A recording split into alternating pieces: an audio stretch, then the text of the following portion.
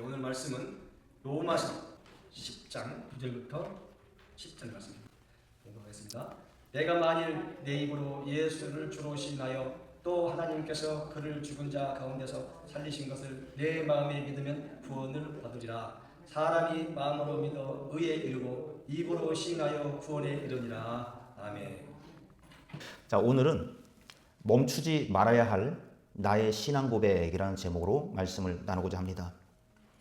이 질문에 한번 귀 기울여 보시기 바랍니다. 당신은 구원 받았습니까? 의인이 되셨습니까?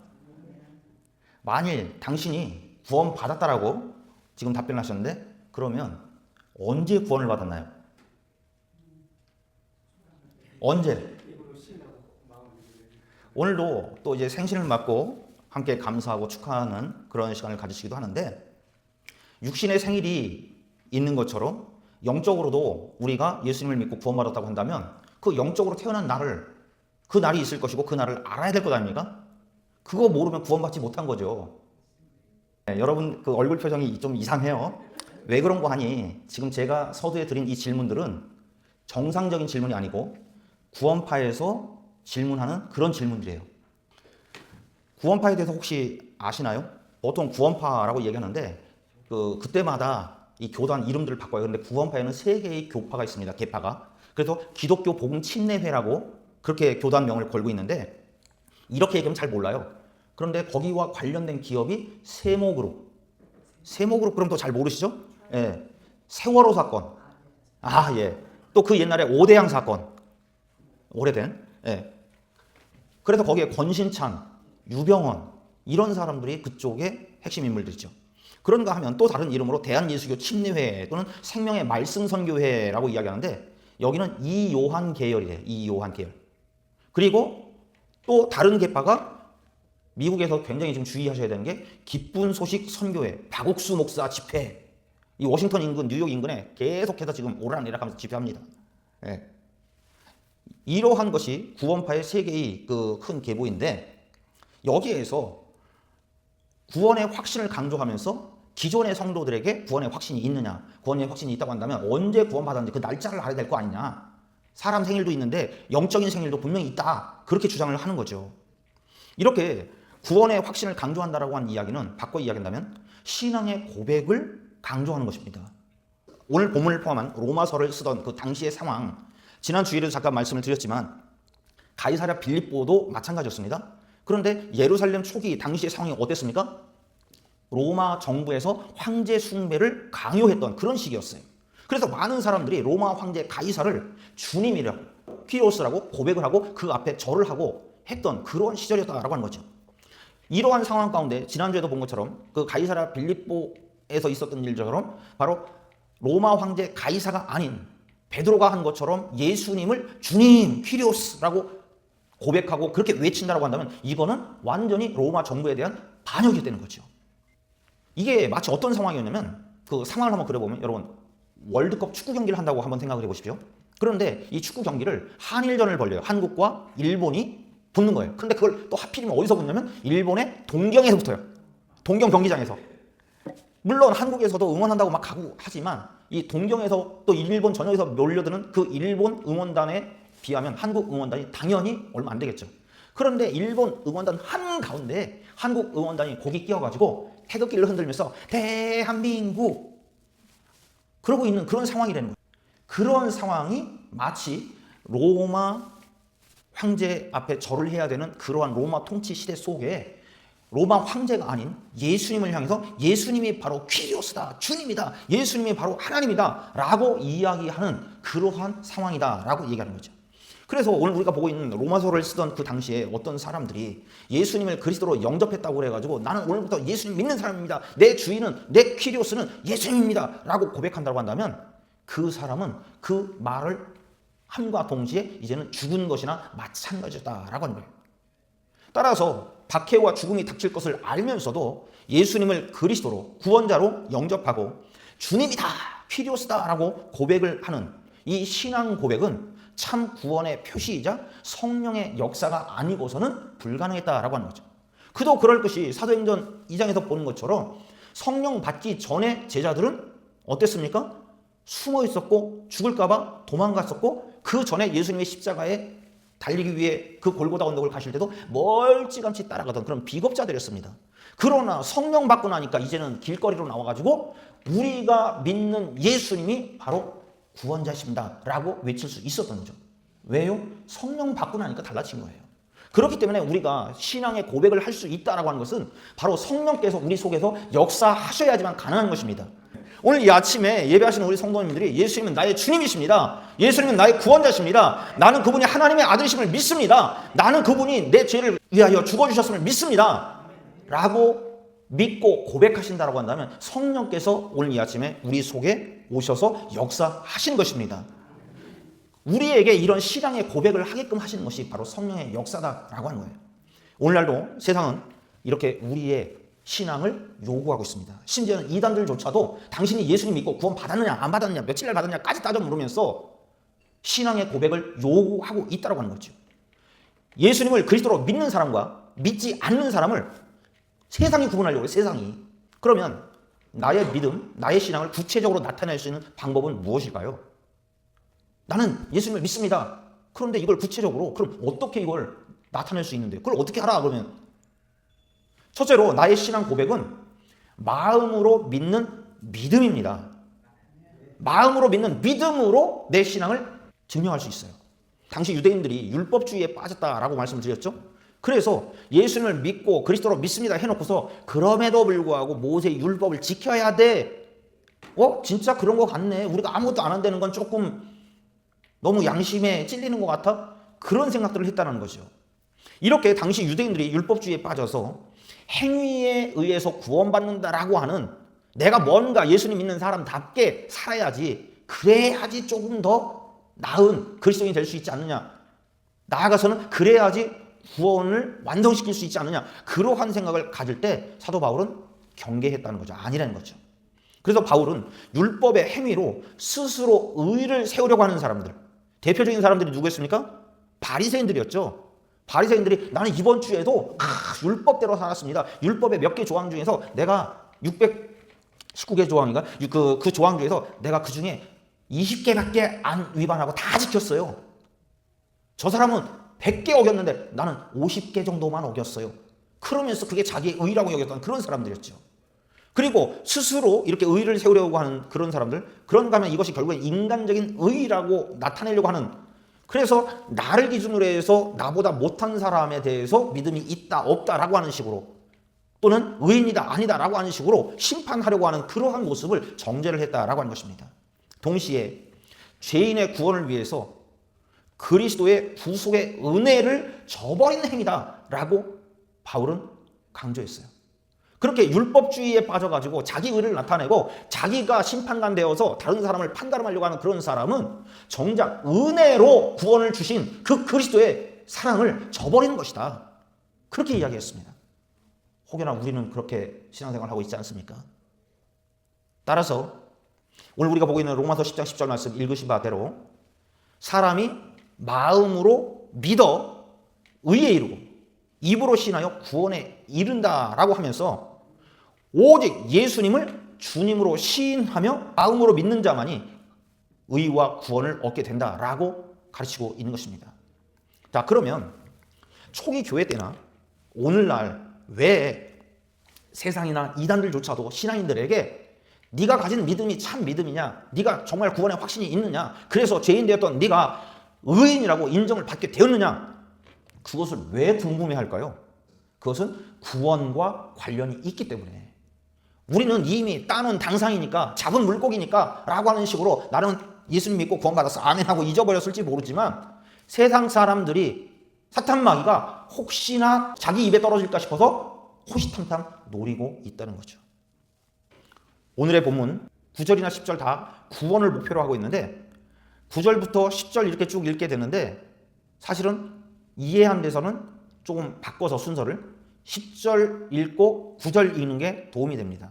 왜냐하면 마음으로 믿는 것과 입으로 시인하는 것을 순서적으로 이해하면 입으로 시인하면 나중에 믿어져. 간혹 전도하다 보면 그렇게 이야기하는 경우도 있는데 정확하게 이야기한다면 먼저 내가 믿어지는 사람들이 입으로 예수님은 나의 주님이십니다 고백할 수 있는 거죠. 그렇기 때문에 9절 10절 되어 있지만 우리가 이해하기 위해서는 10절 9절 순으로 읽어보시는 것도 괜찮습니다. 자, 그러면 여기에서 마음으로 믿는 믿음이 나의 신앙을 나타내 보인다라고 지금 말씀을 드렸는데, 그러면 먼저 생각해 볼 것이 있죠. 마음은 뭘 얘기할까요? 마음. 성경에서 마음이란 무엇이냐 또는 어디냐 했더니 마음이란 알고 느끼고 결단하는, 그래서 보통 지, 정, 의라고 얘기하죠. 머릿속으로 깨달아지고 알아지고 뭔가 감각적으로 느껴지고, 그래서 그 느낌을 가지고 결단하는 인격의 장소가 바로 마음이다 라고 이야기하는 것입니다. 그래서 바울에게 있어서 마음이라고 하는 것은 이 머릿속에 이 지성하고 분리되어진 감정, 이 따로 떨어진 이 가슴 속에 여기 어딘가 있을 것 같은 그러한 감정, 그게 마음이다 그렇게 이야기를 하지 않고, 바울은 하나님의 성령의 능력에 의해서 신앙에 뿌리 내리게 하는 인격의 중심지, 어딘지는 몰라요. 몸에 어디로 이렇게 표현할 수 있는 것이 아니고 성령을 통해서 믿음이 뿌리 내리게끔 하는, 깨닫게 하고 느끼게 하고 결단하게 하는 그 중심의 어딘가를 바로 마음이다라고 얘기했죠. 그래서 바울은 로마 교회 성도들에게 그 마음으로 전 인격적으로 하나님의 말씀을 받아들이게 되는 그 중심에 예수님이 나의 구원자임을 믿게 되면, 그러면 내 신앙이 나타나는 것이다 라고 이야기하는 거죠. 그러니까 사실 이건 겉으로 나타나는 게 사실은 아니에요. 그래서 당신 구원받았습니까? 당신 예수님을 믿습니까? 그러면 아멘 하기는 하는데, 그걸 어떻게 하라 했을 때 외적으로 볼 수 있는 게 아니라는 거죠. 따라서 마음으로 믿는다라고 하는 것은 감정적으로 내가 믿는다라고 생각하고 있는 것, 그게 아니에요. 마음으로 믿는다라고 하는 것은 복음이 무엇인지에 대해서 깊이 생각해보고, 바꿔야겠다면 예수님이 나를 위해 죽으셨던데 그게 무슨 의미이지? 왜 죽으셨지? 라고 하는 그 복음의 의미에 대해서 깊이 생각하고, 그 복음이 나에게 어떤 유익을 주는지, 나를 구원해 주시는 그 유익을 느낌적으로, 이제 머리로 알았다고 한다면 느낌적으로 그것을 느끼면서 막 눈물 콧물 나면서 막 가슴이 뜨거워지는, 그러면서 그래 이제 내가 예수님을 구원자로, 예수님이 나의 주님으로, 예수님 나의 퀴리오스로 받아들이겠습니다 라고 결단하는 총체적인 행위가 바로 마음으로 믿는 것이다 라고 하는 것입니다. 예. 그래서 마음으로 믿는다라고 하는 것은 우리의 인격 전체로 믿는 거예요. 머리로 또 뭐 가슴으로 그것만이 아니라 우리가 느낄 수 있고 깨달을 수 있는 모든 걸 동원해서 지, 정, 의를 동원해서 믿는 그 믿음이 마음으로 믿는 거예요. 이렇게 인격을 동원해서 마음으로 믿게 될 때 입으로 예수님은 나의 주님이십니다 라고 고백하실 수 있게 되는 거죠. 그렇기 때문에 사실은 우리가 여기에서 조금 헷갈릴 수 있는데, 마음으로 믿는 것과 입으로 시인하는 것이 이게 따로따로 순서가 어느 것부터야 라고 생각하기 십상인데, 사실은 마음으로 믿는 것과 입으로 시인하는 것은 수레의 양쪽 바퀴와 같다라고 하는 것입니다. 그런가 하면 동전의 양면과 같다라는 거죠. 어느 것 하나를 띄워놓고 어느 쪽이 더 우선이다라고 이야기할 수 있는 그것이 아니라는 거예요. 그래서 참된 신앙의 고백, 멈추지 말아야 할 나의 신앙의 고백은 마음으로 믿는 믿음에서 나오는 고백이어야 한다라고 사도 바울은 알려주고 있는 것입니다. 이게 왜 중요하냐면, 이렇게 마음에서부터 우러나고 마음에서부터 나오는 그런 고백을 하면 사람의 삶의 모습이 달라져요. 어떻게 달라질까요?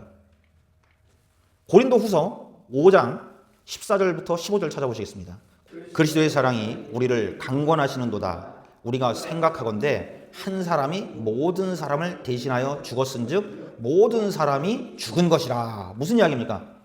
여기서 보면 이제 그리스도의 사랑이 우리를 사로잡고 있다, 강권한다는 얘기는 사로잡았다 그 얘기를 하고 있는데, 그래서 우리가 믿기를 어떻게 믿느냐, 그리스도께 사로잡힘 당했다라고 생각을 하면서 한 사람, 즉 예수님이 모든 사람을 위해서 죽어주셨다, 이것을 우리가 믿는 것입니다.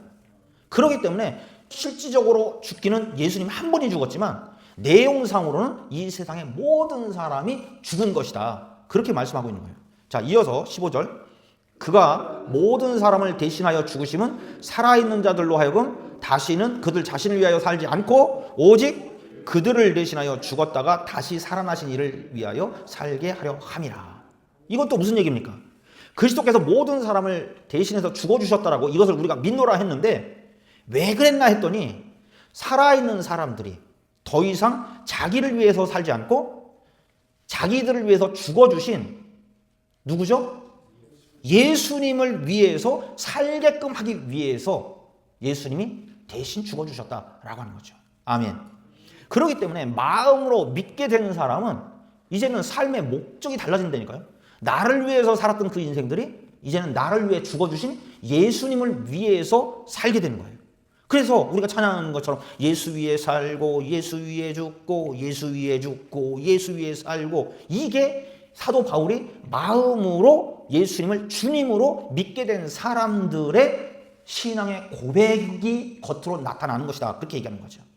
그래서 참된 신앙 고백을 할 수 있다고 한다면 더 이상 자기 자신을 위해서 사는 것이 아닙니다. 그리스도를 위해서, 즉 육체의 소욕을 따라서 사는 것이 아니라 성령의 열매를 맺으면서 사는 거예요. 바꾸어 말하면 마음으로 믿는다라고 한 얘기, 이것은 참된 신앙 고백을 하게 되는 것이고 믿음의 행위가 열매로 나타나게 된다라고 이야기하는 것입니다. 왜냐하면 이 마음으로 믿는다라고 하는 것은 지정의 전 인격으로 예수님을 주님으로 받아들이는 것이기 때문에 결과적으로 복음을 실천하는 그런 실천력 있는 삶을 살게끔 하기 때문에 그렇습니다. 전에도 한번 말씀드린 사도행전 19장에 보면 아볼로가 고린도에 머물 때 사도 바울이 쭉 순회 전도를 하고서 에베소에 도착을 했죠.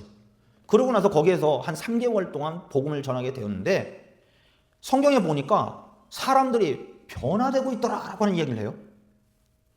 사도행전 19장 18절부터 19절 한번 찾아보시겠어요? 믿는 사람들이 많이 나와 사람들 앞에서 자기들이 행한 일들을 고백하기 시작했다 그랬어요.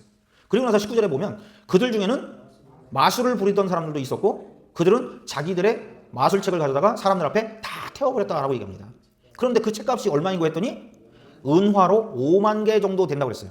이게 은화로 5만 개 그래 놓으니까 이게 도대체 헬라에서 쓰던 주화, 그 드라크마라고 성경에 나오죠. 헬라에서 쓰던 주화야 아니면 우리가 익숙한 로마에서 쓰던 주화 그 데나리온이야, 뭘로 5만 개야 도대체 잘 모르겠어요. 그런데 어쨌든 그것이 드라크마가 되었던 데나리온이 되었던지 간에 노동자 하루의 일당에 해당되는 금액이었다는 거죠. 그러면 은화 5만 개면은 얼마쯤 됐냐 했더니 노동자 137명의 1년치 연봉이에요. 바꿔 이야기한다면 한 사람이 137년 동안 일해야지 얻을 수 있는 그만큼의 돈을 되는 그 금액의 마술 비법 책들을 태워버린 거예요. 이 마법 책들을 불사당했다고 하는 얘기는 자신들의 과거의 죄악된 삶을 청산한다라고 하는 의미요, 또한 이제는 그리스도인이 되었습니다라고 하는 그러한 변화된 삶의 결단을 표현하는 거죠. 이와 같이 마음으로 예수님을 주님으로 믿게 되면 그 사람들의 삶의 목적이 나를 위해 살았던 인생이 예수님을 위해서 살게 되고 겉으로 나타나는 삶의 열매들도 이것이 하나님께서 기뻐하시는 그런 참된 신앙의 열매로 바뀌어 나가더라라고 하는 거죠. 그러면 오늘 이 아침에 예배하는 우리는 어떻습니까? 나는 예수님을 믿습니다. 나는 구원받았습니다. 라고 내가 고백을 했는데 그렇다면 나는 정말 내가 마음으로 믿었는지 그것을 한번 확인을 해보시고 그냥 믿었어라고 끊는 것이 아니라 지정의로 믿었다고 한다면 그것은 반드시 변화되어진 삶의 모습으로 열매 맺게 되어지는데 나는 그 열매를 맺고 있는지 한번 생각해 보시기 바랍니다. 만일에 아직 내가 봐도 좀 부족하다, 열매가 덜 맺히고 있다, 열매가 맺히는 둥 마는 둥 며칠 똥 말똥 한다, 그렇다는 얘기는 정작은 내 믿음에 의한 그 마음으로 믿는 신앙의 고백이 계속 이어져야 되는데 그 신앙의 고백이 되다 말다 하는 것은 아니냐라고 하는 거죠. 둘째로 나의 신앙 고백은 입으로 시인하는 믿음이다라고 얘기했습니다. 마음으로 믿는 믿음과 입으로 시인하는 믿음. 다시 말씀드리지만 마음으로 믿는다라고 하는 것과 입으로 시인하는 것이 이게 별개가 아니라 동전의 앞면과 뒷면과 같다고 그랬습니다. 바꿔 이야기하면 동일한 본질을 다른 표현을 쓴 거예요. 저도 지금 말씀을 드리면서 바꿔 말씀드리면 또 다른 이야기로 그런 식으로 이야기를 하잖아요. 같은 얘기잖아요. 결국에는 지금 마음으로 믿는다고 하는 것과 입으로 시인한다는 것도 그런 방식이라는 거죠. 로마서 10장 10절 말씀 보시면 사람이 마음으로 믿어 의에 이르고 입으로 시인하여 구원에 이른다라고 말씀했죠. 여기에서 마음으로 믿은 결과가 뭡니까?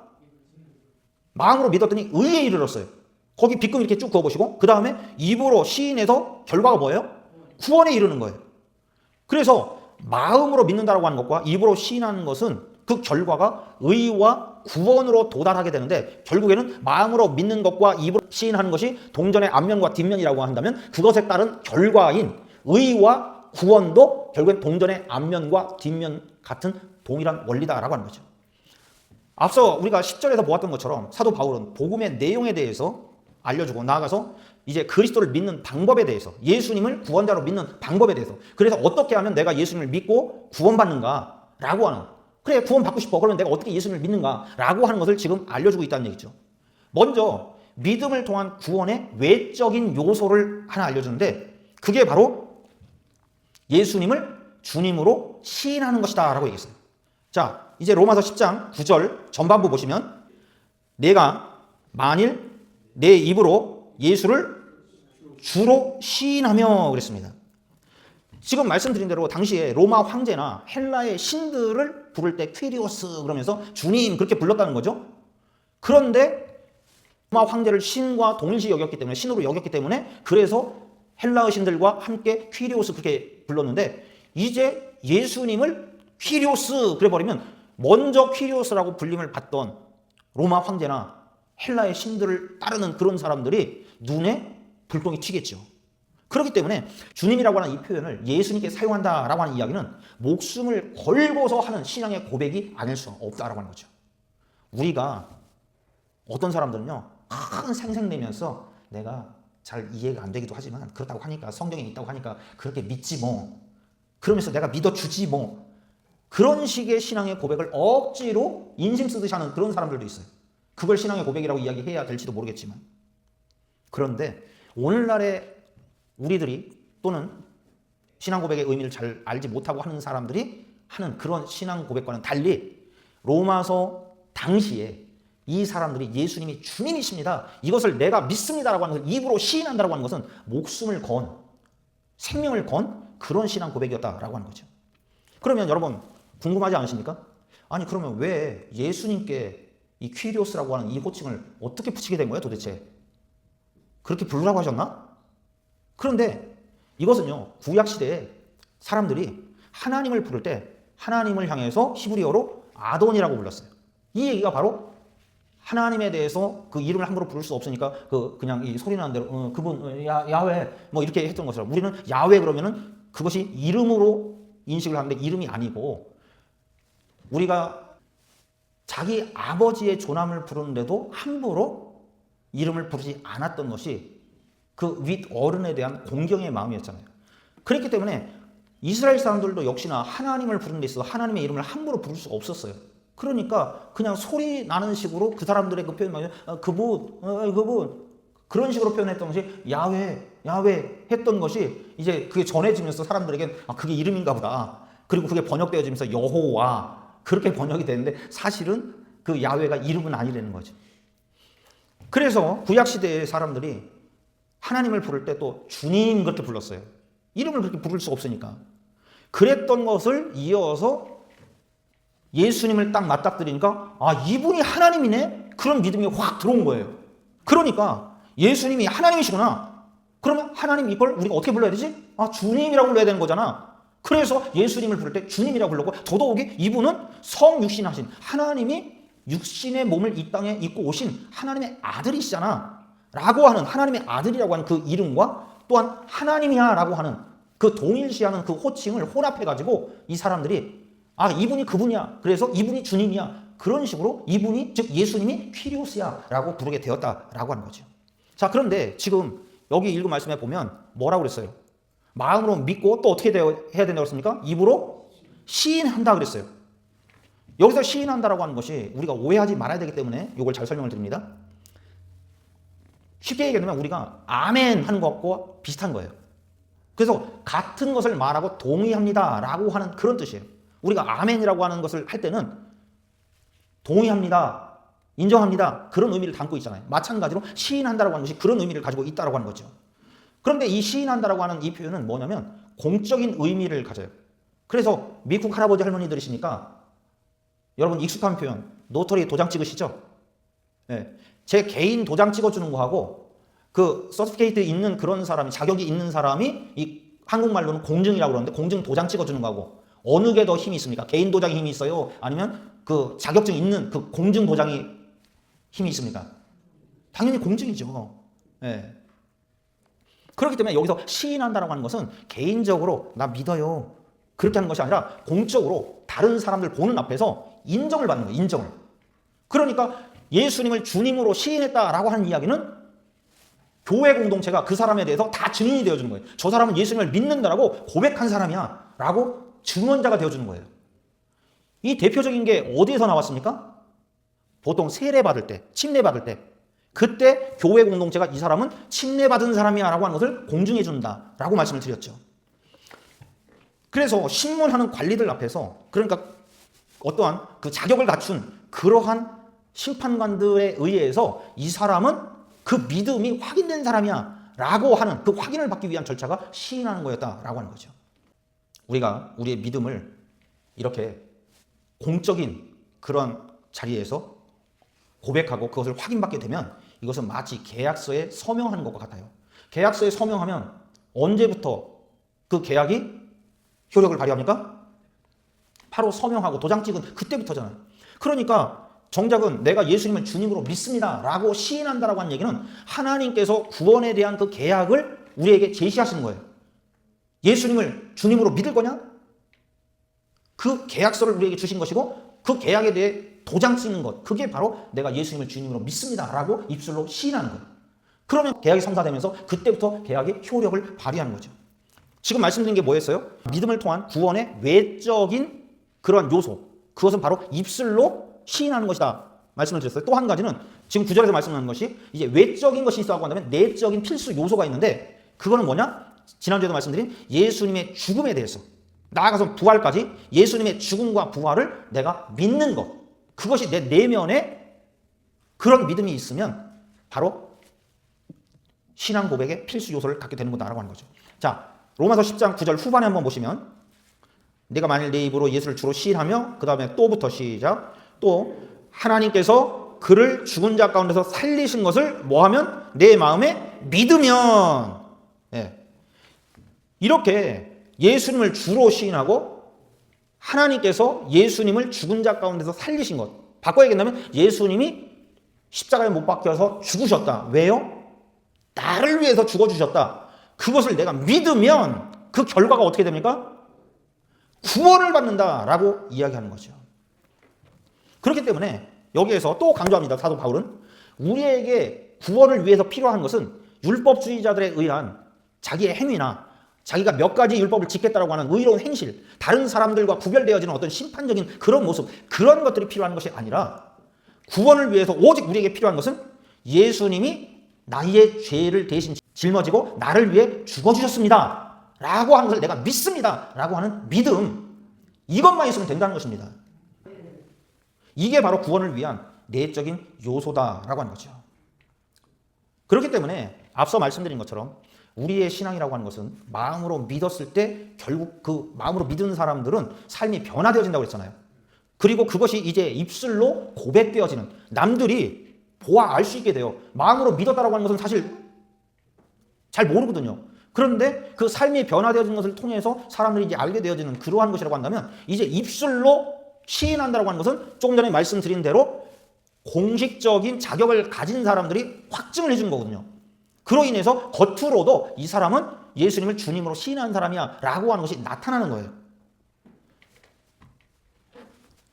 그렇기 때문에 예수님을 내가 믿는다라고 하는 것이 또 예수님의 죽음을 내가 믿고 받아들인다라고 하는 것이 결국엔 이제 겉으로 나타나는 모습이 이 확증이다. 그래서 이게 어느 게 먼저다라고 할 수 없이 동전의 양면으로서 같이 그 영향력을 나타낸다라고 하는 거죠. 자, 그러면 이 시간 우리 한번 곰곰이 생각을 해보시자고요. 이 아침에 그러면 나의 믿음은 계속 고백되어지고 있는가라고 하는 거죠. 우리의 믿음이 구원파나 이런 사람들이 또는 나 스스로 봐도 이 믿음이 있는지 없는지 간당간당할 정도로 위태위태한 그런 상황은 아닙니까? 고린도 후서 13장 5절 한번 찾아보시겠습니다. 너희는 믿음 안에 있는가 너희 자신을 시험하고 너희 자신을 확증하라. 자, 우리의 믿음에 대해서 우리 스스로 테스트를 해봐야 돼요. 그리고 나 혼자 난 예수님을 믿어, 이 내면에 믿음 가지고 있다라고 하는 것으로 끝나는 것이 아니라 이것을 확증해야 돼요. 그래서 다른 공적인 그러한 이들이 당신 믿음이 분명해 라고 하는 공증 도장을 찍어줄 정도로 시인할 수 있는 믿음을 가져야 된다라고 하는 얘기죠. 쉽게 이야기한다면 우리의 믿음을 내면에 갖고만 있는다고 다가 아니라 누가 봐도 저 사람은 믿음의 사람이야 라고 하는 것을 알 수 있어야 되는 거죠. 인류 역사 속에 가장 유행도 안 타고 가장 많이 팔린 액세서리가 십자가 목걸이래요. 오죽하면 그 십자가 목걸이 그러고 달고 다니고 차에도 십자가 붙이고 집에도 십자가 붙여놓고 오죽하면 그래요. 그러나 그걸 걸고 붙인다고 다가 아니라 정작은 우리가 가지고 있는 내면의 이 예수님이 십자가에 못 박혀 죽으셨다라고 하는 그 믿음, 나를 위해 죽으셨다라고 하는 그 믿음, 그것이 겉으로 봐도 저 사람은 그 믿음을 가지고 있다라고 하는 것이 확인되고 증명될 수 있어야 된다라고 하는 것입니다. 결론적으로 여러분, 사람은 이 세상을 살아가면서 누군가를 사랑하면서 살아가도록 되어 있습니다. 그런데 이 사랑한다라고 하는 것은 그냥 나 사랑해라고 마음먹는다고 되는 것이 아니라 그 사랑하는 것이 고백되어져야 한다라고 하는 거죠. 연인이 되고 그 연인이 이제 또 발전해가지고 부부가 되고 하는 이런 모든 것들이 그 시발점은 사랑의 감정이 싹 터서 시작된 거잖아요. 사랑의 감정이 싹 텄을 때 사랑의 감정 가지고만 있다고 된 것이 아니라 그 사랑의 감정을 고백함으로 인해서 연인이 되고 그 사랑의 감정을 고백함으로 인해서 결혼을 하고 부부가 되고 하는 거죠. 무엇보다 사람은 감정의 동물이기 때문에 이 감정은 바뀌어요. 뜨거울 때가 있는가 하면 식어질 때도 있고 또 냉랭하거나 또는 덤덤할 때도 있다라고 하는 거죠. 그때마다 이것을 재가열하는 방법이 뭐냐면 바로 사랑을 고백하는 거라는 거죠. 사랑한다라고 하는 것은 사람은 사랑하면서 살게 돼 있고 사랑은 고백하면서 사는 것입니다. 그런 면에서 사랑과 신앙은 많이 닮은 것이 아닌가 생각을 해봅니다. 우리가 신앙생활을 한다라고 하는 그 이야기, 그것은 바꿔 이야기하면 하나님을 사랑한다라고 표현할 수 있는 거죠. 따라서 하나님에 대한 사랑 역시나 고백되어져야 하는 것입니다. 그러므로 우리의 하나님에 대한 사랑, 즉 우리의 마음을 담은 전 인격적인 그 신앙을 고백해야 되는 거예요. 한번 고백하고 끝나는 것이 아니라 멈추지 말고 그 신앙이 계속 이어져야 되는 것입니다. 사랑이 식어지면 다시 그 사랑에 대한 고백을 통해서 재가열시키는 것처럼 우리의 믿음이 하나님에 대한 사랑이 식어지는 것 같으면 다시 하나님에 대한 신앙의 고백을 멈추지 말고 새롭게 해야 되는 것입니다.